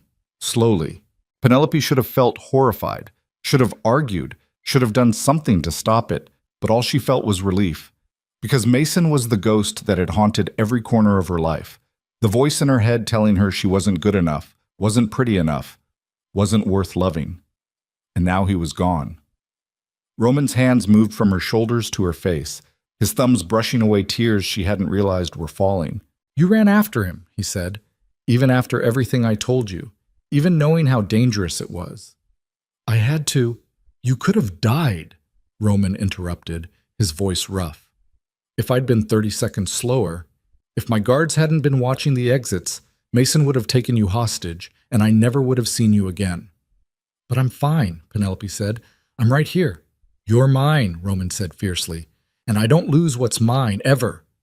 Then he kissed her. Not gently, not carefully, but with the kind of desperate possession that came from nearly losing something you didn't realize you needed until it was almost gone. Penelope froze for half a second. Then she kissed him back. Because somewhere between the contract and the threats and the blood on the floor, something had shifted. Roman Viscari wasn't just the mob boss who'd bought her debt. He was the man who'd stood between her and every person who'd ever tried to hurt her. The man who looked at her like she was worth protecting, worth keeping, worth everything. When they finally broke apart, both breathing hard, Roman pressed his forehead against hers. "We're leaving," he said. "Tonight. I'm taking you somewhere safe until this is finished." "What about the ledger?" "Mason will give it up," Roman said with absolute certainty. "He'll tell us everything he knows before the end, and then we're done." Penelope nodded. Roman took her hand and led her back through the maze of corridors, past curious staff members and security guards who quickly looked away, out into the cold night air where their convoy waited. They drove for 2 hours. Out of the city. Through suburbs and farmland. Until finally they pulled up to a massive estate hidden behind iron gates and towering walls. A fortress disguised as a mansion. "What is this place?" Penelope asked as they walked through the front doors into a foyer that looked like it belonged in a palace. "Viscari family home," Roman said, "built by my grandfather. The safest location in the entire state." He led her upstairs to a bedroom suite that was bigger than her old apartment. King-sized bed, fireplace, floor-to-ceiling windows overlooking acres of forest. "You'll stay here until Mason talks," Roman said. No one gets in or out without my permission. What about you? I have work to do. Roman moved toward the door, then paused. But I'll be back before morning. Roman! He turned. Penelope crossed the room and wrapped her arms around him before she could second-guess the impulse. Roman stiffened for a moment. Then his arms came around her, pulling her close, holding her like she was something precious instead of purchased. Thank you, Penelope whispered against his chest, for saving me. Again. Roman's hand moved to the back of her head, fingers tangling in her hair. You're my wife, he said quietly. Saving you isn't optional. When he finally left, Penelope stood alone in that enormous bedroom and realized with startling clarity that somewhere along the way the contract had stopped mattering. She'd stopped thinking about the money, the timeline, the escape plan, because for the first time in her life she felt safe. And the man who made her feel that way was the most dangerous person she'd ever met. Mason broke in under 6 hours. Penelope learned about it the next morning when Roman returned looking like he hadn't slept, blood on his shirt cuffs, exhaustion carved into every line of his face. He gave up the ledger, Roman said, pouring himself 3 fingers of whiskey, even though it was barely 9 a.m. And the names of everyone he sold information to, Carrera, the Russians, even a few federal agents. What happens to him now? He's Carrera's problem, Roman said. I kept my end of the deal, turned him over with all the evidence of what he stole from them. What they do with him is their business. Penelope sat on the edge of the bed, processing. So it's over. Almost. Roman drained his glass. There's one more thing. He reached into his jacket and pulled out a leather-bound contract, the same one Penelope had signed weeks ago. Then he walked over to the fireplace and threw it in. The flames caught immediately, paper curling and blackening, her signature disappearing into smoke and ash. What are you doing? Penelope asked, her heart hammering. Roman turned to face her, and for the first time since she'd met him, he looked uncertain, vulnerable. The contract was a lie, he said. I told myself I needed a wife for political reasons, for stability, for power. But the truth is, I chose you because the moment you crashed into my lounge covered in blood and refusing to break, I knew you were different. Penelope couldn't breathe. Different how? Strong, Roman said. Real. The kind of person who survives hell and comes out sharper instead of shattered. He crossed the room and knelt in front of her, the most powerful man in New York, on his knees. There's no contract anymore, Roman said hoarsely. No arrangement, no expiration date. If you want to leave, I'll give you the $5 million and you'll never see me again. And if I stay? Roman looked up at her with raw desperation burning behind those ice-blue eyes. Then you stay because you want to. Not because you're trapped. Not because you're afraid. But because you choose me the same way I'm choosing you. Penelope's vision blurred, not from fear, from the overwhelming realization that the monster everyone else feared was offering her the one thing she'd never had, a choice. I don't want the money, she whispered. Roman's hands tightened on her knees. I want you, Penelope continued, the words tumbling out before she could stop them. I want this, whatever this is. I want to stop pretending it's just business and admit that She couldn't finish, couldn't say the words out loud, but Roman understood. He surged up and kissed her like she was oxygen, and he'd been drowning, and Penelope kissed him back with everything she had. All the fear, all the relief, all the desperate need to finally be wanted exactly as she was. When they broke apart, both gasping, Roman pressed his forehead against hers. Then you're mine, he said. Not because I bought you, but because you chose me. I choose you, Penelope whispered, and for the first time in her life, she felt free. Penelope woke 3 hours later wrapped in silk sheets that smelled like cedar and smoke, her body still humming with the memory of Roman's hands on her skin. The bedroom was empty. Sunlight cut through the curtains in sharp golden lines, painting the hardwood floor in patterns that looked almost peaceful. For a moment, just one fragile, stupid moment, Penelope let herself believe that everything had actually worked out, that Mason was gone, that the contract was burned, that she'd chosen Roman and he'd chosen her back, and somehow that was enough to erase all the violence and lies that had brought them together. Then her phone buzzed on the nightstand. Unknown number. Penelope's stomach dropped. She picked it up, her hands already shaking, and saw a single text message that made her blood turn to ice. Ask Roman about Isabella. No signature. No context. Just those 4 words and a photograph attached. An old picture, edges blurred with age, showing Roman standing beside a woman in a white dress. They were younger, maybe 10 years ago, and the woman was beautiful in that effortless way that made Penelope's chest tighten with familiar inadequacy. Dark hair, sharp cheekbones, the kind of body that looked perfect in anything, and Roman's arm was around her waist with the same possessive grip he used on Penelope. She stared at the image until her vision blurred. Then she threw on clothes, jeans, sweater, the shapeless armor she'd worn before Roman transformed her into someone else, and went looking for answers. Bombais. The estate was massive during daylight, all stone corridors and oil paintings of dead Viscari men staring down with cold judgment. Penelope followed voices to a study on the first floor where Roman stood behind a desk covered in documents, talking in rapid Italian to 3 men she didn't recognize. He looked up when she entered. His expression shifted immediately, from business to concern in less than a second. "Penelope," he said, switching to English, "you should be resting. Who's Isabella?" The room went silent. The 3 men exchanged glances. Roman's jaw tightened. "Excuse us," he said to them. They left without argument, closing the door behind them with a soft click that felt too loud in the sudden quiet. Roman walked around the desk slowly, hands in his pockets, his expression carefully neutral in a way that made Penelope's skin crawl. "Where did you hear that name?" he asked. "Someone sent me a picture." Penelope pulled out her phone and showed him. "You and her, 10 years ago. Who is she?" Roman stared at the image for a long moment. Then he took the phone from her hand, studied the number, and his entire demeanor changed, from guarded to lethal in a heartbeat. "This came from Mason," he said flatly. "Mason's with Carrera," Penelope reminded him. I said I handed him over," Roman interrupted. "I didn't say Carrera killed him yet."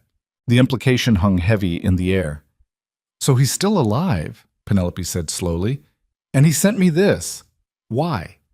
Roman set the phone down on the desk like it was something contaminated. "Because he wants to destroy us before he dies." "Then tell me who she is," Penelope demanded. "Tell me why Mason thinks this matters." Roman's eyes met hers, and for the first time since she'd met him, Penelope saw something that looked like shame. "Isabella Moretti," he said quietly. "Giovanni Moretti's daughter. My first wife." The world tilted sideways. Penelope grabbed the edge of the desk to steady herself. "You're what?" "We were married for 6 months," Roman continued, his voice flat and emotionless like he was reading from a report. "Political arrangement. Her father wanted an alliance with the Viscari family. I was 26 and stupid enough to think duty was the same as love." "What happened to her?" Roman's expression went cold. "She died." The word landed like a gunshot. Penelope's throat closed. "How?" "Car accident," Roman said. "Or that's what the police report said. But the truth is, someone rigged the brakes on her Mercedes and sent her off a bridge into the Hudson River." Penelope's legs gave out. She sank into the leather chair behind her, her mind racing through implications too terrible to fully process. "Who killed her?" she whispered. "We never found out," Roman admitted. "Could have been the Russians. Could have been rivals inside the 5 families. Could have been someone with a grudge against Moretti. The investigation went nowhere, and Giovanni blamed me for not protecting her." "Did you love her?" The question came out before Penelope could stop it. Roman stared at her for a long moment. "No," he said finally. "But I should have. She deserved better than a husband who saw her as a political asset." Penelope's hands curled into fists in her lap. "So when you married me, when you told me you needed a wife for stability and power, it was the truth," Roman interrupted, "but not the whole truth." "Then tell me the whole truth," Penelope said, her voice shaking. "Right now." Roman moved to the window, staring out at the forest beyond the estate walls, his shoulders tense like he was bracing for impact. "The commission never trusted me after Isabella died," he said quietly. "They thought I'd gotten careless, weak, and in this world weakness is a death sentence. So I stayed unmarried for 10 years, built my empire stronger, proved I didn't need family alliances to maintain power." "Until Mason stole your ledger," Penelope said. Until Mason stole my ledger, Roman confirmed. And suddenly I needed legitimacy again, fast. But I couldn't marry another Mafia princess. Too many questions, too much scrutiny, too many people waiting for me to fail again. Understanding crashed over Penelope like cold water. So you chose me, she whispered, because I was nobody, because I had no family, no connections, no power, because if something happened to me, it wouldn't matter. No. Roman turned to face her, and the desperation in his eyes looked genuine. I chose you because you were real, because you didn't want anything from me except survival, because for the first time in 10 years, I met someone who looked at me like I was a man instead of a monster. But if I died, Penelope pressed, her voice breaking, it wouldn't destroy you the way Isabella's death did. You wouldn't lose your standing. You could just walk away. Roman crossed the room in 3 strides and grabbed her shoulders, forcing her to look at him. If you died, he said hoarsely, I would burn this city to the ground finding out who did it. And then I'd burn myself with it, because I wouldn't be able to live with the guilt. Tears streamed down Penelope's face. How am I supposed to believe that? How am I supposed to trust anything you say when you've been lying to me from the beginning? I never lied, Roman said. I just didn't tell you everything. That's the same thing. No, it's not. Roman's hands moved from her shoulders to her face, thumbs brushing away tears. Lying would have been telling you I loved you when I signed that contract. Not telling you about Isabella was protecting you from a past that had nothing to do with us. It has everything to do with us, Penelope shot back. Because I'm not the first woman you used to secure your power. I'm just the first one who survived long enough to find out. She pulled away from him, stumbling backward until her back hit the wall. Roman didn't follow. He just stood there in the middle of the study looking like she'd physically wounded him. I'm not using you, he said quietly. Not anymore. Maybe I was in the beginning, but that stopped the moment you walked into that dinner and refused to shrink when they mocked you. That stopped when you faced Mason with a gun pointed at you and didn't beg. That stopped when I realized I'd rather lose everything than lose you. Then prove it, Penelope whispered. How? Tell me the truth about why Isabella died. Roman's expression shuddered.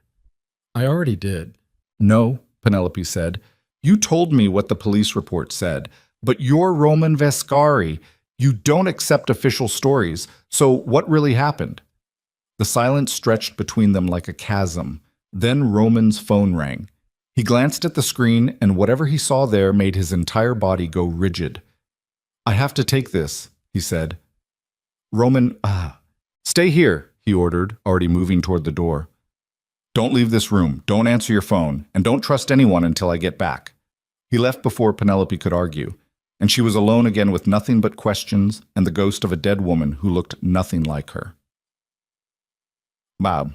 Penelope lasted exactly 20 minutes before her phone buzzed again. This time it wasn't a text, it was a voice message. From Mason. She shouldn't have listened. She knew it was a trap, knew Mason was trying to manipulate her one last time before whatever Carrera's people were doing to him finished the job. But she pressed play anyway. Mason's voice came through distorted and weak, like he was speaking through broken teeth. Hey, Pen. Bet you're feeling pretty good right now, huh? Roman's perfect wife, living in a mansion, wearing diamonds, playing pretend with the mob. He coughed, wet, painful. But you want to know the really funny part? Isabella didn't die in a car accident. Penelope's heart stopped.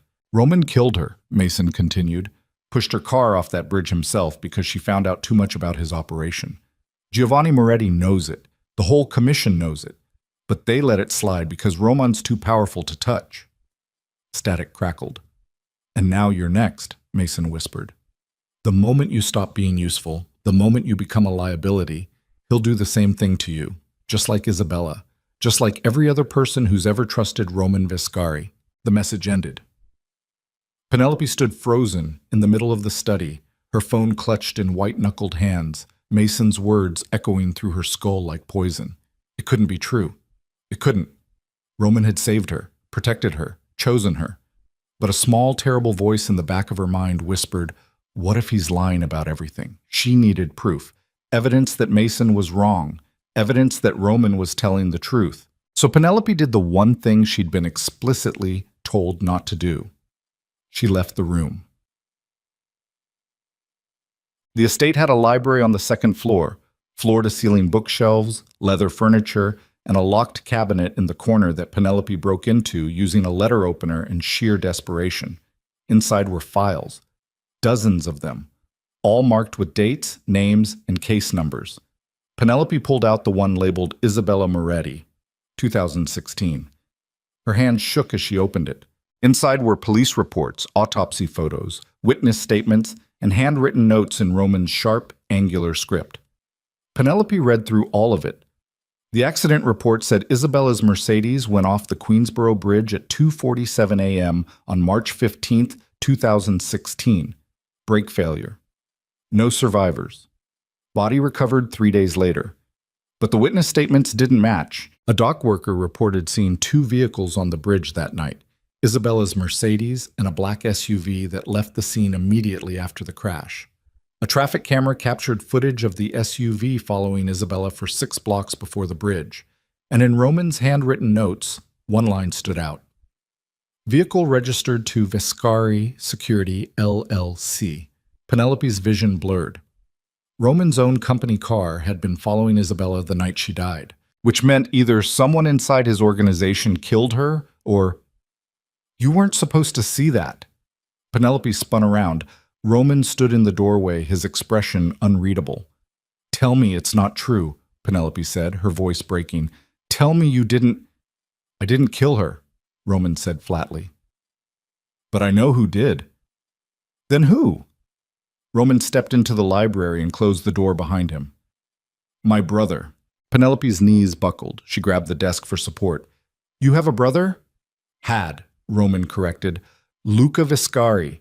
Younger by 3 years, ambitious, violent, and convinced that Isabella was going to leak information about our operations to the feds. Was she? No, Roman said. She was going to leave me, file for divorce, walk away from the whole world. But Luca didn't believe that. He thought she was a threat, so he followed her that night and rigged her brakes to fail on the bridge. And you found out, Penelope whispered. Roman's expression went cold. I found out 3 days after she died. Luca confessed, thinking I'd thank him for protecting the family. What did you do? I shot him, Roman said simply. 1 bullet, clean. Then I buried him in the woods and told everyone he'd disappeared on business. The words hung in the air like a death sentence. Penelope stared at the man she'd chosen, the man she'd started falling in love with, and saw a killer staring back. You murdered your own brother, she said. He murdered my wife, Roman replied. That's not the same thing. Isn't it? No. Roman moved closer, his eyes locked on hers. Because I didn't kill him out of love for Isabella. I killed him because he made a decision that wasn't his to make, because he thought he had the right to execute someone without my permission, because he was a liability, and I don't tolerate liabilities. Penelope's stomach turned. So if I become a liability... You won't, Roman interrupted. Because you're not stupid enough to betray me. You're not reckless enough to put my empire at risk. And you're sure as hell not going to leak information to anyone because you know exactly what happens to people who cross me. It wasn't a reassurance. It was a threat. I need to leave, Penelope said quietly. Roman's expression didn't change. No. I'm not asking permission, and I'm not giving you a choice. Roman pulled out his phone and made a call. Lock down the estate. No one in or out without my authorization. You can't keep me prisoner, Penelope said, panic rising in her chest. I'm not keeping you prisoner, Roman said. I'm keeping you alive. Because Mason's message wasn't just for you. It was bait. He wants you to run. He wants you to leave the estate unprotected so whoever's working with him can finish what they started. What are you talking about? Roman turned the phone toward her, showing a text message he'd received 20 minutes earlier. Isabella sends her regards. Penelope's blood went cold. That's impossible, she whispered. Isabella's dead. Unless she's not, Roman said grimly. Unless the body we pulled from the river wasn't hers. Unless someone faked her death, and she's been hiding for 10 years waiting for the right moment to destroy me. The world tilted sideways. Penelope sank into a chair, her mind racing through implications too terrible to process. Why would she do that? Penelope asked. Because I didn't protect her, Roman said. Because I chose my empire over her safety. Because she has every reason to hate me and everything I've built. So what now? Roman's jaw tightened. Now we find out if Isabella Moretti is actually alive. And if she is, we end this before she ends us. He moved toward the door, then paused. I meant what I said earlier, Roman told her without turning around. I would burn this city to the ground before I let anything happen to you. But right now, the only way to keep you safe is to keep you here. So you have two choices. Trust me and stay, or run and die. He left. And Penelope sat alone in the library, surrounded by files about a dead woman who might not be dead, married to a man who'd killed his own brother, trapped in an estate that felt more like a tomb than a sanctuary. She looked down at her phone. Mason's message was still there, poisonous and waiting, and beneath it, a new text from the same unknown number that had sent Isabella's picture. The estate has 13 exits. I'm watching all of them. Run and I'll find you. Stay and Roman will kill you. Choose wisely. Penelope's hand shook as she typed back. Who are you? The response came immediately. Someone who knows what it's like to be Roman Viscari's wife. And someone who's going to make sure you don't make the same mistakes I did. Then, before Penelope could respond, another message. Check the East Wing, 3rd floor, room 304. If you want the truth about what Roman's really capable of, that's where you'll find it. Penelope knew it was a trap, knew she should ignore it, knew every instinct screaming at her to stay in the library and wait for Roman to come back and explain everything. But the same part of her that had signed a contract with a mob boss, that had faced Mason with a gun pointed at her chest, that had chosen Roman despite every warning, that part couldn't stay still. So she stood up, walked to the door, and went looking for room 304. The East Wing was older than the rest of the estate, all dark wood and peeling wallpaper, and the smell of dust and secrets. Penelope climbed the stairs to the 3rd floor, her footsteps echoing in the empty corridor. Room 304 was at the end of the hall. The door was unlocked. Inside was a bedroom that looked frozen in time. Queen-sized bed with white sheets, dresser covered in photographs, closet full of clothes that hadn't been touched in years. And on the wall above the bed, painted in elegant script, were the words, Isabella's room. Penelope's breath caught. She moved closer to the dresser, examining the photographs one by one. Isabella and Roman at their wedding, younger, happier, his arm around her waist. Isabella alone in a garden, smiling at the camera. Isabella with an older man who must have been Giovanni Moretti. And then, tucked beneath the others, a photograph that made Penelope's blood run cold. Isabella standing beside a woman who looked exactly like her, a twin. Penelope grabbed the photo with shaking hands and turned it over. On the back, written in faded ink, Isabella and Lucia, 1995. The room spun. Roman had never mentioned Isabella had a twin sister, which meant either he didn't know or he'd been lying about that too. Penelope heard footsteps in the hallway. She shoved the photograph into her pocket and turned just as the door swung open. A woman stood in the threshold, dark hair, sharp cheekbones. The same face from every photograph on the dresser, Isabella Moretti, alive, and holding a gun pointed directly at Penelope's chest. Hello, Isabella said softly. I've been waiting a long time to meet you. Penelope's voice came out as a whisper. You're supposed to be dead. So is Roman's brother, Isabella replied. But we both know how that turned out. She stepped into the room and closed the door behind her, the lock clicking into place with a sound that felt like a death sentence. Now, Isabella continued, her smile cold and empty, let's talk about what happens when you become useless to Roman Viscari. Because trust me, I know exactly how this story ends, and you're not going to like it. Penelope's hands curled into fists at her sides, her heart hammering against her ribs, every instinct screaming that she'd just walked into the trap she'd been warned about. And somewhere 3 floors below, Roman had no idea that his dead wife had just come back to destroy everything he'd built, including Penelope. Penelope's entire body locked up, every muscle frozen under the weight of Isabella's gaze and the black barrel of the gun that didn't waver even slightly. You're shaking, Isabella observed, her voice carrying the same cold elegance as the room around them. That's good. It means you're smart enough to be afraid. Roman said you were dead, Penelope forced out, her throat so tight the words barely made it past her lips. Roman says a lot of things. Isabella moved further into the room, her footsteps silent on the hardwood floor. She wore all black, tactical pants, fitted jacket, boots designed for movement rather than fashion. This wasn't the Mafia princess from the photographs. This was something else entirely. He told you he loved you too, didn't he? Penelope's jaw clenched. He never said that. Smart man. Isabella's smile was razor thin. Learning from his mistakes. If you're going to kill me, Penelope said, surprised by how steady her voice sounded, just do it. I'm tired of games. Something flickered behind Isabella's eyes. Surprise, maybe, or recognition. You're different from what I expected, Isabella admitted. The way Roman described his new wife, I pictured someone softer, easier to break. Roman didn't describe me to you, Penelope shot back, because you've been dead for 10 years. Have I? Isabella gestured with the gun toward the bed. Sit down. We're going to talk, and I'd prefer you didn't try anything stupid. Penelope sat, her mind racing through every possible escape route and finding nothing. The window was too high. The door was locked, and Isabella held the gun like someone who'd used it before. You want to know why I'm not dead? Isabella asked, settling into the chair across from the bed, the gun never leaving Penelope. Because the night Roman's psychotic brother came after me, someone else was already watching. Someone who warned me what was coming and helped me fake my death. Who? Giovanni Moretti, Isabella said. My father. He knew Luca was going to make a move, and he gave me a choice. Die and become a martyr that would destroy Roman's empire, or disappear and wait for the right moment to take everything from him myself. Penelope's stomach twisted. So you've been hiding for 10 years just to get revenge?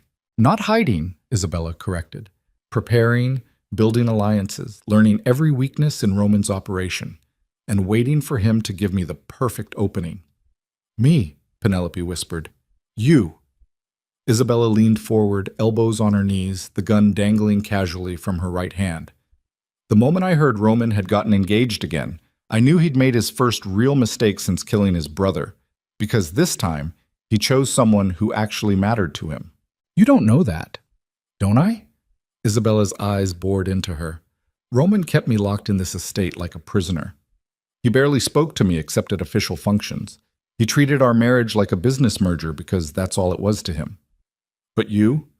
He burned your contract. He killed for you. He's breaking every rule he's ever lived by, because for the first time in his miserable life, Roman Vescari is actually in love. The words hit like a physical blow. And that, Isabella continued softly, makes you the most valuable weapon I've ever had. Before Penelope could respond, footsteps thundered up the stairs.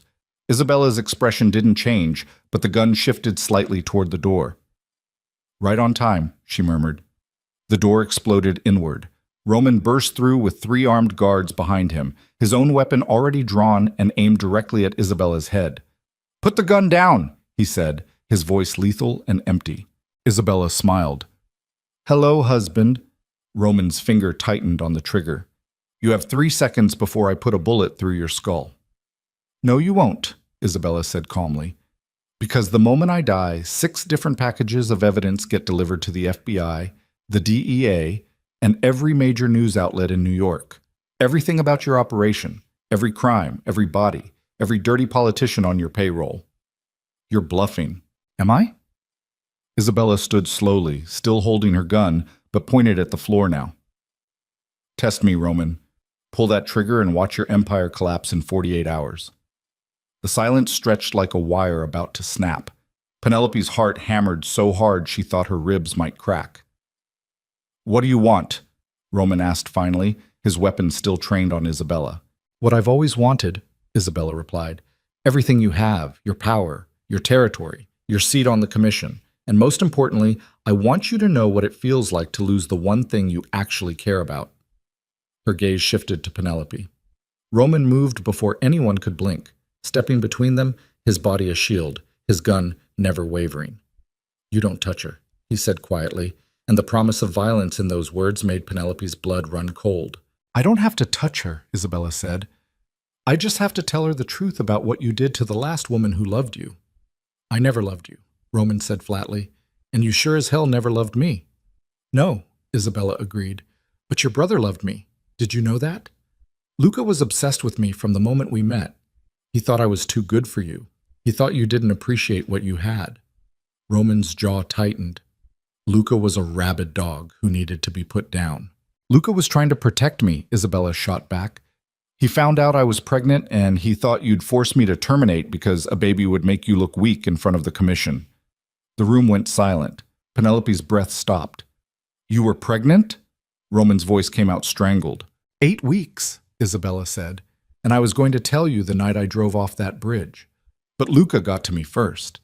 He said he'd help me disappear, take me somewhere safe, and we'd raise the baby together away from your world. You're lying. I wish I was. Isabella's expression cracked. Just for a second, just enough to show the wound beneath. But when I went off that bridge, I lost the baby anyway. So congratulations, Roman. You didn't have to make a choice. Your brother's violence made it for you. Roman's weapon dropped half an inch. Isabella moved. Fast. Too fast. She grabbed Penelope by the hair and yanked her off the bed, pressing the gun against her temple before Roman could react. Drop your weapon, Isabella ordered. All of you, now. Roman's guards hesitated.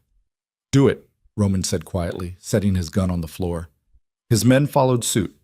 Isabella dragged Penelope backward toward the window, her grip brutal and unforgiving, the gun barrel cold against skin. You want to know the real reason I'm here? Isabella asked, her breath hot against Penelope's ear. It's not just revenge. It's not just power. It's to make you understand what I went through, the isolation, the fear, the knowledge that the man you trusted would sacrifice you the moment you became inconvenient. I would never, Roman started. You already did, Isabella screamed, her composure finally shattering. You chose your empire over me every single day. You let your brother hunt me like an animal, and when I disappeared, you didn't even look for me. You just moved on like I never existed. Because I thought you were dead, Roman said, his voice raw. I mourned you, Isabella. I blamed myself for not protecting you, and then I found out what Luca did and I killed him for it. You killed him because he embarrassed you, Isabella spat. Not because you loved me. Never because you loved me. The gun pressed harder against Penelope's skull. But her? Isabella continued. You love her. I can see it in every move you make, every breath you take. So now you get to choose, Roman, your empire or her life, because I'm walking out of here with one of them. Penelope's vision blurred with tears she refused to let fall. Roman's eyes met hers across the room, desperate, furious, breaking. Take the empire, he said. Isabella froze. What? You heard me. Roman's voice was steady now, cold and final. Take everything, the territory, the commission seat, the money, all of it. Just let her go. You're lying. I'm not. Roman pulled a phone from his pocket and held it up. One call and I'll transfer control of every account, every property, every connection. You'll have everything you came for, just don't hurt her. Isabella's grip on Penelope loosened slightly. Why would you do that? Isabella asked, genuine confusion cutting through her rage. Because she's worth more than all of it, Roman said simply. Because I made the wrong choice with you, and I'm not making it again. For a moment, nobody moved. Then Isabella laughed, high and broken and edged with hysteria. You really do love her, she whispered. You stupid, pathetic fool. She released Penelope, shoved her forward. Penelope stumbled into Roman's arms and he caught her, pulling her close, his entire body shaking with relief. Isabella backed toward the window, her gun still raised, but no longer aimed at anyone. I don't want your empire, she said. I never did. I wanted you to feel what I felt. And now you do. She turned and fired 3 shots through the window. Glass exploded, alarms screamed, and Isabella jumped. Roman lunged forward, but she was already gone, dropping onto the roof of the east wing, rolling, disappearing into the darkness. Find her, Roman roared at his guards. Lock down every exit. Search every inch of this property. Roman, Penelope gasped, grabbing his arm. He turned to her, his face stark with fear and fury. Are you hurt? He demanded, his hands moving over her face, her arms checking for injuries. I'm fine, Penelope said. But she's not alone. There's someone helping her. Someone who's been sending me messages. Someone who knew about Isabella. Her phone buzzed. Penelope pulled it out with shaking hands. New message from the unknown number. Isabella was the distraction. While Roman's busy chasing ghosts, we're taking what we actually came for. Check the vault. Roman's face went white. He grabbed his own phone and pulled up security camera feeds, dozens of them, showing different areas of the estate. On one screen, the underground vault, and surrounding it, armed men in tactical gear cutting through the reinforced door with precision equipment. "How many?" one of Roman's guards asked. "At least 12, Roman said, his voice deadly calm. "Professional, coordinated. This wasn't Isabella's plan. She was just the opening act." "Who then?" Penelope whispered. Roman's jaw clenched. "Giovanni Moretti. He's been planning this since the day his daughter allegedly died. And we just gave him the perfect opportunity." He started toward the door, then stopped and turned back to Penelope. "I need you to stay here," he said. "Lock the door. Don't open it for anyone except me." "I'm not staying here while you walk into an ambush," Penelope shot back.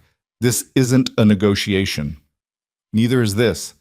Penelope grabbed one of the fallen guns from the floor, a heavy Glock that felt foreign and terrifying in her hands. "I chose you, Roman, which means I'm done hiding while you fight alone." Roman stared at her like she'd lost her mind. Then, impossibly, he smiled, sharp and feral and proud. "Stay close," he said. "And if anyone points a weapon at you, don't hesitate. Just shoot." They ran. Church. The estate descended into chaos. Alarms blared from every corner. Guards sprinted through corridors shouting orders in Italian and English. Gunfire echoed from the lower levels, sharp cracks followed by screams. Roman moved through it all like a force of nature, his weapon raised, his guards flanking him in tight formation. Penelope stayed right behind him, her heart hammering, her hands slick with sweat around the grip of the gun she prayed she wouldn't have to use. They reached the stairwell leading to the vault. Bodies littered the floor. Roman's men, all dead, all shot with clinical precision. "They came through the east tunnel," Roman said, examining the scene. "That entrance hasn't been used in 5 years. Someone gave them the access codes." "Who?" "Someone inside my organization." Roman's expression went cold. "Someone I trusted." They descended the stairs. The vault door was half open, smoke still rising from the cutting equipment. Inside, the shelves had been stripped. Cash, ledgers, hard drives, everything of value gone. But that wasn't what made Penelope's blood run cold. It was the body. Mason Hale, dead. Shot 3 times in the chest and left sprawled on the vault floor like garbage. "They used him to get the access codes," Roman said quietly. "Tortured him until he gave up everything he knew about my security system. Then killed him because he was no longer useful." Penelope stared at the man who'd destroyed her life, felt nothing but emptiness where rage used to live. "We need to move," Roman said, pulling her away. "Moretti's people have what they came for. Now they're going to torch this place to cover their tracks." "How do you know?" Roman pointed to the ceiling. Penelope looked up and saw small devices attached to the support beams, explosives, timers already counting down. "We have 4 minutes," Roman said. "Maybe less." They ran back up the stairs, Roman barking orders into his phone, coordinating evacuation, trying to save as many of his people as possible. But halfway through the corridor, the lights cut out. Emergency lighting kicked in, red and pulsing, turning everything into a nightmare landscape. And standing at the far end of the hallway, backlit by flickering red glow, was Giovanni Moretti. Older than his photographs, gray hair, expensive suit covered in someone else's blood. He held a detonator in his left hand. "Roman," he said pleasantly, "we need to talk." Roman raised his weapon. "You have 30 seconds before I put a bullet between your eyes." "Then we'll both die when these charges blow," Giovanni replied. "Because the moment my heart stops, this trigger activates. But if you're smart, you'll listen to my offer. I don't negotiate with dead men." "You will today." Giovanni's gaze shifted to Penelope. "Because I'm not here to kill you, Roman. I'm here to offer you a choice. Your empire or your wife. You can't have both." "We've already had this conversation," Roman said coldly. "No, you had a conversation with my damaged daughter who wanted revenge," Giovanni corrected. "I'm talking about business, real power. I'm offering you a seat on the commission, full voting rights, and control of 3 territories in exchange for one thing." "What?" Giovanni smiled. "Walk away from the girl. Annul the marriage. Let her leave this estate alive and unharmed, and we'll pretend tonight never happened." "And if I refuse?" Then I press this button and we all die together, Giovanni said simply. Your choice. Make it fast. We have 3 minutes. Penelope's hands tightened around her gun. Roman didn't move, didn't speak, just stared at Giovanni Moretti with an expression of absolute murder. You're insane, Roman said finally. I'm practical, Giovanni replied. You can rebuild an empire. You can't rebuild a wife, so choose power or love. You get one. Roman's finger tightened on the trigger. Giovanni raised the detonator higher. 2 minutes, 30 seconds, he said. Penelope made her choice. She raised her gun, aimed, and fired. The shot went wide. She'd never fired a weapon before, had no idea how to compensate for recoil, but it was enough. Giovanni flinched, turned toward her, and Roman moved. 3 shots. Center mass. Giovanni Moretti dropped like a puppet with cut strings, the detonator falling from his hand and skittering across the floor. Roman dove for it, caught it inches before it hit the ground, and stared at the display. 1 minute, 40 seconds. We're not going to make it, Penelope whispered. Roman looked at her with eyes that held everything he'd never said out loud. Yes, we are, he said. He grabbed her hand and they ran, through corridors, past bodies, around corners. The timer ticked down. 1 minute, 45 seconds. They burst through the main doors into cold night air. 30 seconds. Roman's SUV waited at the end of the driveway, engine running, driver's side door open. 20 seconds. They threw themselves inside. Roman floored it. 15 seconds. The estate disappeared behind them. 10 seconds. Penelope looked back through the rear window. 5, 4, 3, 2, 1. The Viscari estate exploded. A fireball erupted into the night sky, turning darkness into day, the shockwave hitting the SUV hard enough to rock it sideways. Roman kept control, kept driving, his jaw set, and his hands white-knuckled on the steering wheel. Penelope watched everything Roman had built burn behind them, and felt him squeeze her hand once, brief, fierce, grateful. They drove until the flames were just aglow on the horizon. Then Roman pulled over on a deserted road surrounded by forest, killed the engine, and sat in silence. I'm sorry, Penelope whispered. Roman turned to look at her. For what? Your home. Your vault. Everything you lost because of me. I didn't lose anything that mattered, Roman said quietly. He reached over and cupped her face with one hand, his thumb brushing across her cheekbone. Moretti was right about one thing. I can rebuild an empire. But I can't rebuild you. Tears streamed down Penelope's face. I shot at him. I almost got you killed.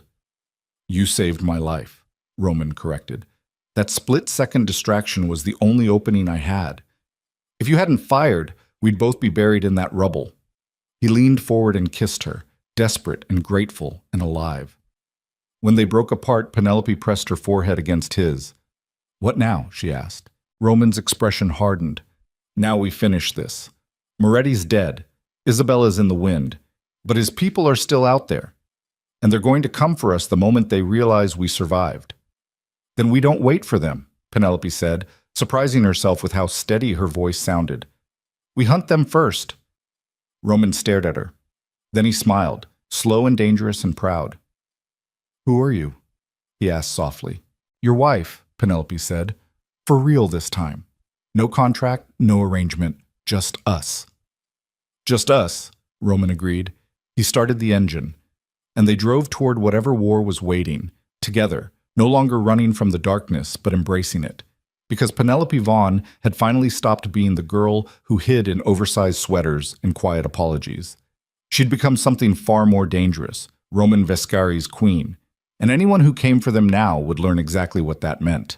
They drove through the night until the city lights of Manhattan rose against the horizon like a fortress of glass and steel, and Roman finally spoke. We can't go back, he said quietly, his eyes never leaving the road. Not to the penthouse. Not to any property under my name. Moretti's people will have every location mapped and waiting. Penelope stared at the dashboard, her hands still shaking from adrenaline and the memory of pulling a trigger for the first time in her life. So where do we go? Somewhere they'd never think to look. Roman pulled out a burner phone, one of 3 he kept in the glove compartment. and made a call that lasted exactly 15 seconds. "We're meeting someone who can help us disappear long enough to regroup." "Who?" Roman's jaw tightened. "The only person in this city who doesn't give a damn about the 5 families or their wars." 20 minutes later, they pulled into the parking garage beneath a nondescript building in Chinatown, descending 3 levels underground until they reached a section blocked off by unmarked steel doors. Roman flashed the headlights twice. The doors opened. Inside, the space looked more like a military command center than a parking garage. Computers, surveillance equipment, weapons mounted on walls, and standing in the middle of it all was Marcus Chen, the quiet observer from the commission dinner who'd barely spoken 2 words to Penelope. But now, surrounded by his own territory, he looked like something else entirely. "You're making a habit of showing up to my door covered in blood and asking for favors," Marcus said, his accent flawless American despite the traditional Chinese characters tattooed across his knuckles. "At some point, I'm going to start charging interest." "Bill me later," Roman replied, climbing out of the SUV. "Right now, I need a secure location and access to whatever intelligence you have on Moretti's remaining operations." Marcus's gaze shifted to Penelope. "And her? She stays with me," Roman said flatly. "Non-negotiable." Marcus studied them both for a long moment, his expression unreadable. Then he nodded once. "Follow me." "But Roman, this is the last time. After tonight, we're even, and you don't come back here." They followed him through a maze of corridors that opened into a living space built into the underground structure, surprisingly comfortable, with furniture that looked expensive and art on the walls that definitely was. Marcus gestured toward a leather couch. "Sit. I'll get you cleaned up, and then we talk strategy." He disappeared into another room and returned with a first aid kit, bottled water, and a laptop already pulling up encrypted files.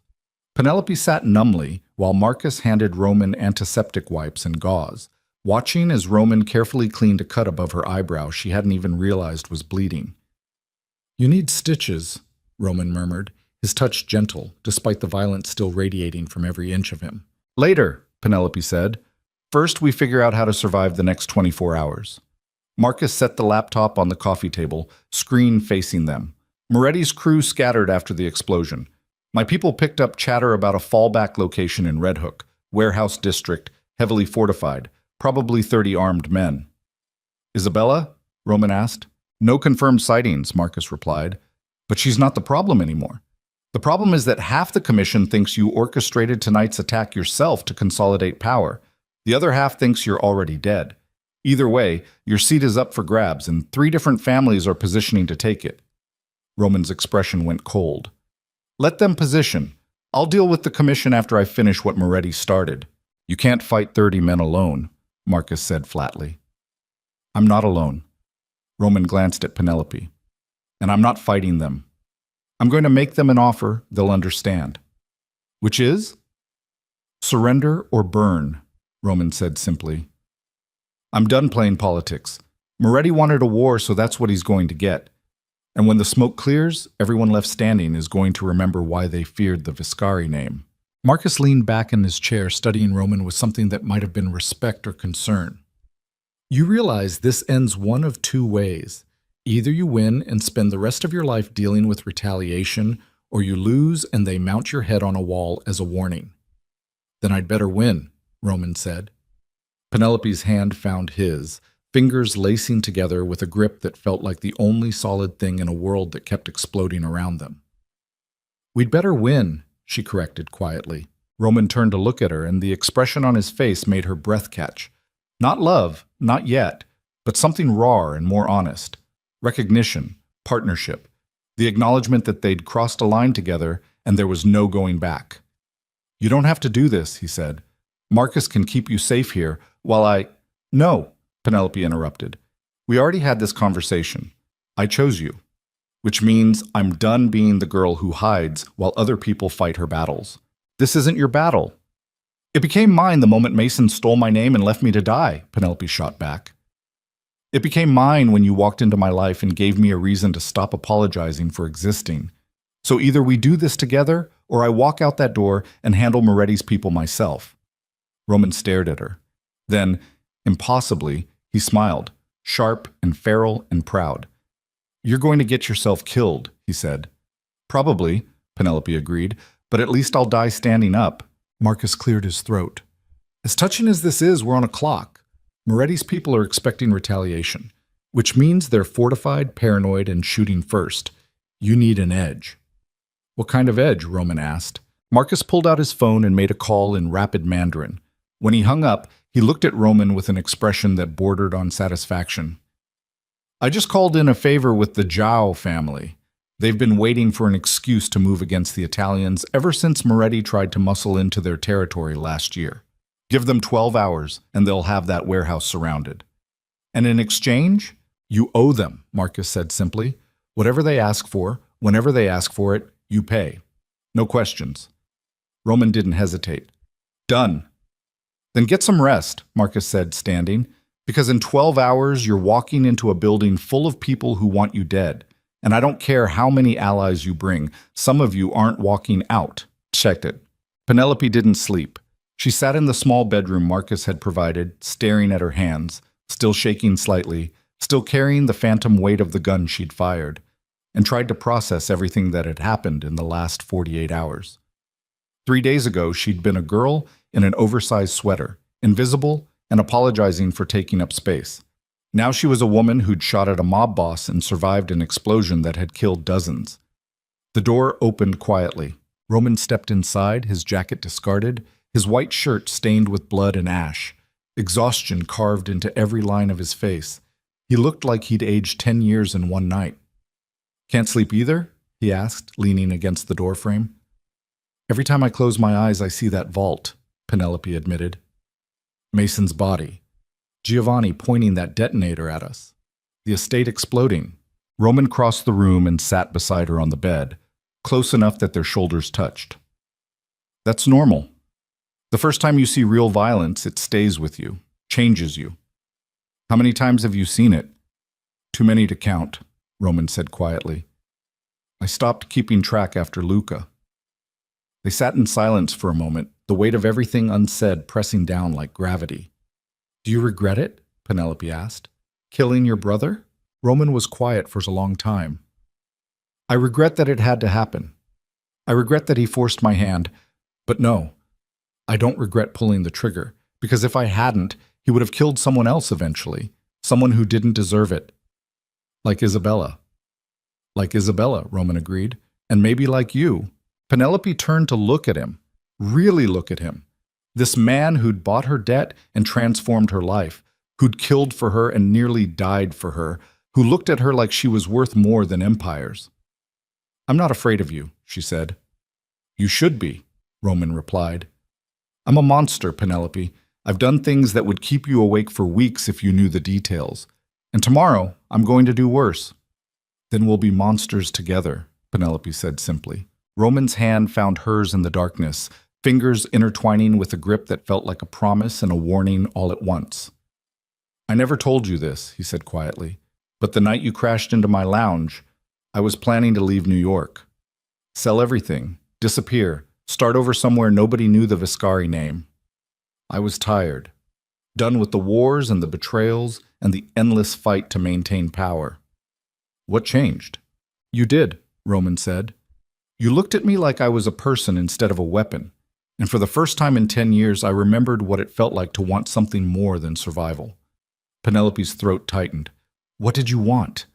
Roman turned to face her fully, his eyes holding hers in the dim light. A reason to stay. A reason to fight.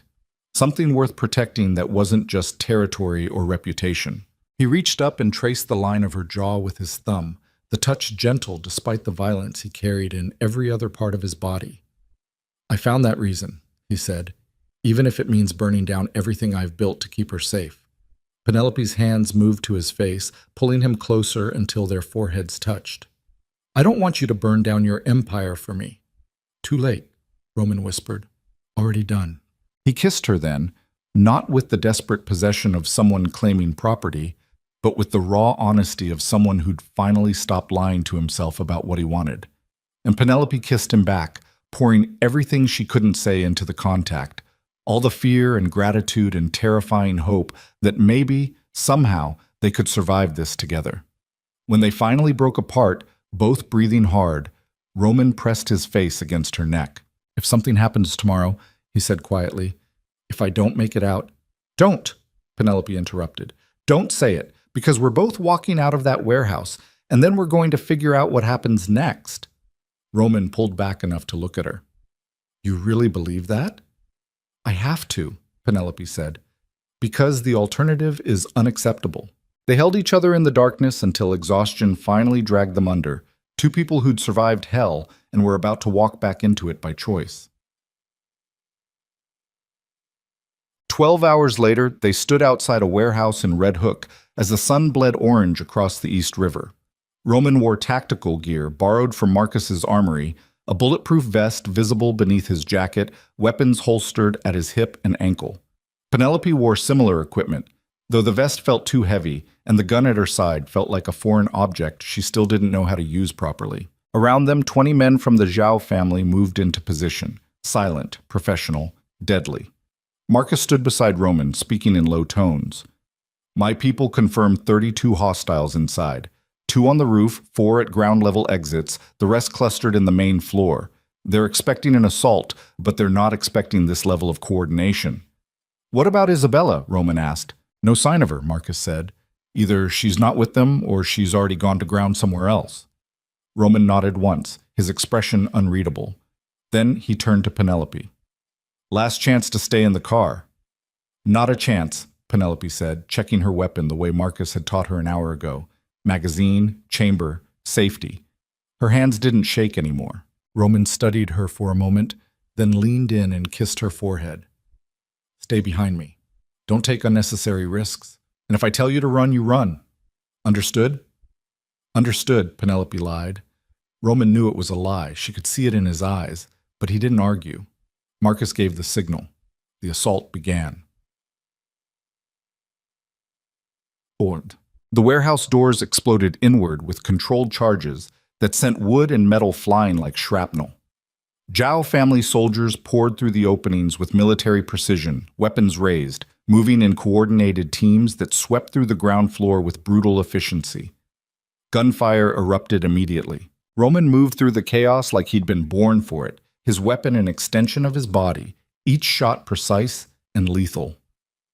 Penelope stayed close, her heart hammering, her breath coming in short gasps as adrenaline turned the world into sharp focus and muffled sound.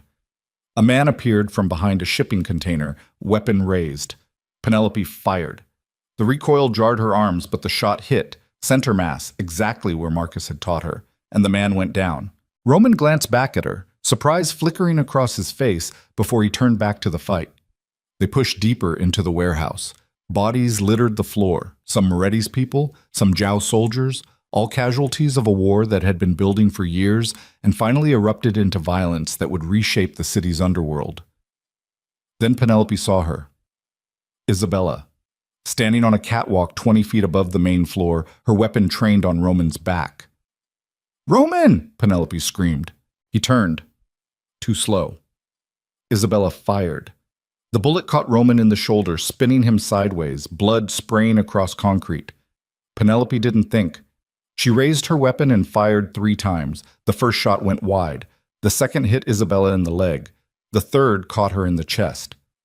Isabella's expression shifted from triumph to shock to nothing as she toppled backward off the catwalk, her body hitting the floor with a sound Penelope would never forget. Roman was on his knees, hand pressed against his shoulder, blood seeping through his fingers. Penelope ran to him, dropping beside him, her hands shaking as she tried to assess the damage. "I'm fine," Roman forced out, his face pale. "Through and through. Missed the artery." "You're not fine," Penelope said, her voice breaking. "You're bleeding everywhere."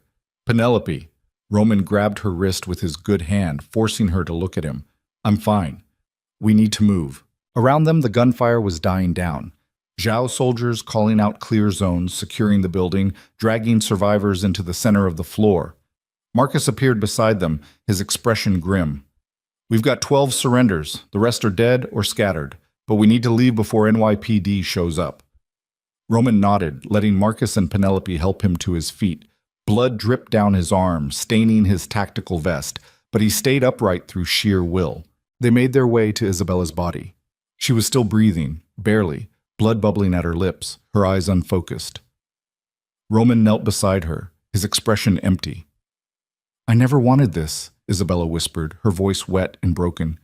"I just wanted you to see me, to choose me the way you chose her."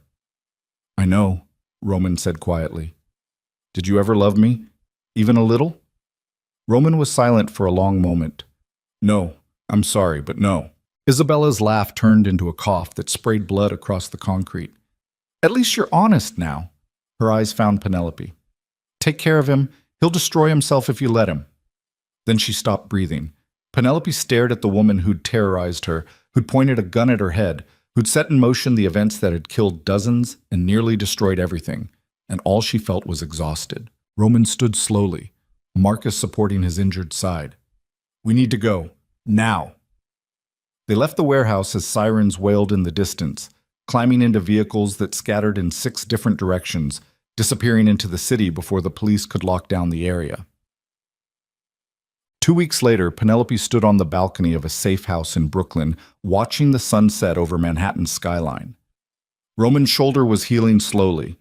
The bullet had done more damage than he'd admitted, requiring surgery and antibiotics and rest he wasn't getting because the commission had called an emergency meeting to address the power vacuum left by Moretti's death. The door opened behind her. Roman stepped out, his arm in a sling, exhaustion still carved into his face, but his eyes clear and focused. "It's done," he said quietly. "What's done?" "The commission voted," Roman explained. "I keep my seat. The Zhao family gets Moretti's Eastern Territory, and everyone agrees that the last 2 weeks never happened." Penelope turned to face him. "Just like that?" "Just like that," Roman confirmed. "Violence is currency in this world, and I just reminded them why the Viscari name used to mean something." "At what cost?" Roman's expression darkened. 16 of my people dead, 3 families destroyed, and a wife who's now a target for every rival who thinks killing you will hurt me." "So what do we do?" Penelope asked. Roman was quiet for a moment, staring out at the city he'd fought so hard to control. Then he reached into his pocket and pulled out a small velvet box. Penelope's breath caught. "This isn't about the contract anymore," Roman said, opening the box to reveal a ring. Platinum band, single diamond, simple and perfect. "This isn't about alliances or power or survival." He dropped to one knee despite the injury, despite the exhaustion, despite everything. "Penelope Vaughn," he said quietly, "I'm asking you to marry me. Not because I need a wife, not because it serves my empire, but because somewhere between the violence and the lies and the blood, I fell in love with a woman who refused to break even when the world gave her every reason to." Tears streamed down Penelope's face. "Roman, I can't promise you safety," he continued. "I can't promise you peace. I can't even promise you that we'll both survive whatever comes next. But I can promise that as long as I'm breathing, you'll never fight alone. You'll never be invisible. And you'll never have to apologize for taking up space in a world that tried to make you small." Penelope sank to her knees in front of him, her hands finding his face, her vision blurred with tears she finally let fall without shame. "Yes," she whispered. "Yes to all of it. The violence and the chaos and the terrifying uncertainty. Yes, because I love you too, and I'm done pretending that's weakness instead of strength." Roman pulled her close with his good arm, pressing his forehead against hers. "You're going to regret this." "Probably," Penelope agreed, "but I'd regret walking away more." He kissed her then, gentle and desperate and grateful all at once, and slipped the ring onto her finger with hands that shook slightly despite all his control.